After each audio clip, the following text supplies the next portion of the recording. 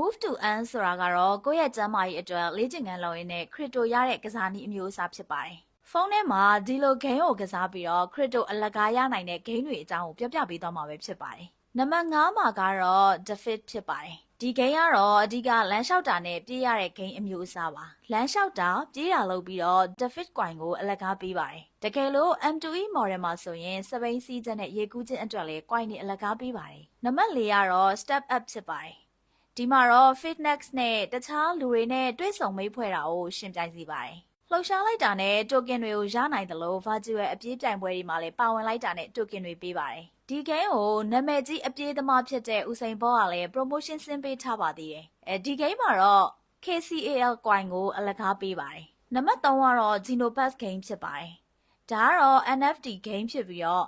အပြင်မှာကိုယ်ခန္ဓာလှုပ်ရှားမှုအပေါ်မှာ digital pad ဒါမှမဟုတ် Genopad ကိုပေးပါတယ်။ဒီဂိမ်းဟာ Pokemon Go ဂိမ်းနဲ့နည်းနည်းဆင်ပါတယ်။အပြင်မှာလမ်းလျှောက်ခြင်းကဂိမ်းထဲကတိုးတက်မှုအပေါ်ဓာတ်ရိုက်အကျိုးရှိပါတယ်။နံပါတ်2ကတော့ Sweat Economy ဖြစ်ပါတယ်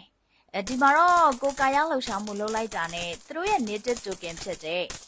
Sweat ကိုပေးပါတယ်။ဒါကတော့အခမဲ့ကစားလို့ရပြီးတော့ကနဦးငွေသုံးစရာမလိုပါဘူး။ဒါကြောင့်မလို့လူတိုင်းစောင့်နိုင်ပါတယ်။နံပါတ်1မှာတော့ Step and Game ဖြစ်ပါတယ်။ Step and ဟာ Move to Earn game ကိုလွှမ်းမိုးထားတဲ့ game ဖြစ်ပါတယ်။ပြေးခြင်းစပိန်စီးခြင်းနဲ့လမ်းလျှောက်ခြင်းတို့အတွက် reward ကိုပေးပါတယ်။သူတို့ပေးတဲ့ reward ကတော့ DST token ဖြစ်ပါတယ်။ကိုလက်လှောက်ရှားမှုလုပ်ရတာကိုနှစ်သက်တဲ့သူဖြစ်တယ်ဆိုရင်တော့ဒီ game တွေကိုစမ်းစောကြည့်နော်။